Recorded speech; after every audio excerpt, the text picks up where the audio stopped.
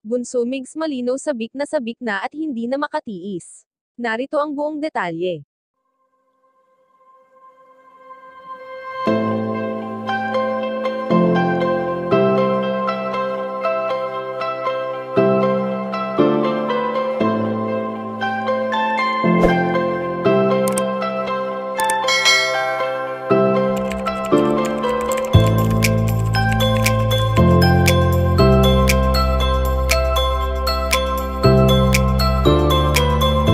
Alam naman natin kung gaano nagiging busy ngayon ang binata sa kanyang mga ganap sa buhay, ngunit hindi ito dahilan upang hindi niya maiparamdam sa kanyang mga mahal sa buhay ang kanyang pagmamahal.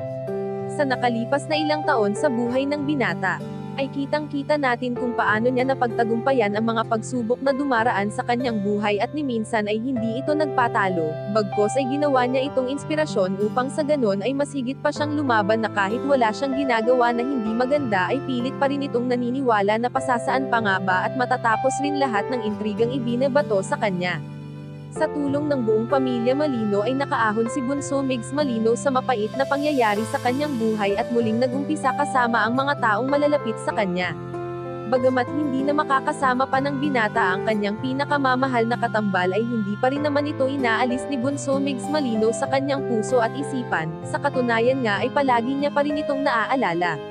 Samantala ayon sa aming impormasyon na nakalap na sa pagiging busy ng binata ay makikita sa larawan nito na animoy sabik ito na makita at mahawakan muli ang kanyang minamahal na apo na walang iba kundi si Baby Chaos na nagsisilbing lakas niya sa araw-araw na buhay at wala nang iba pa.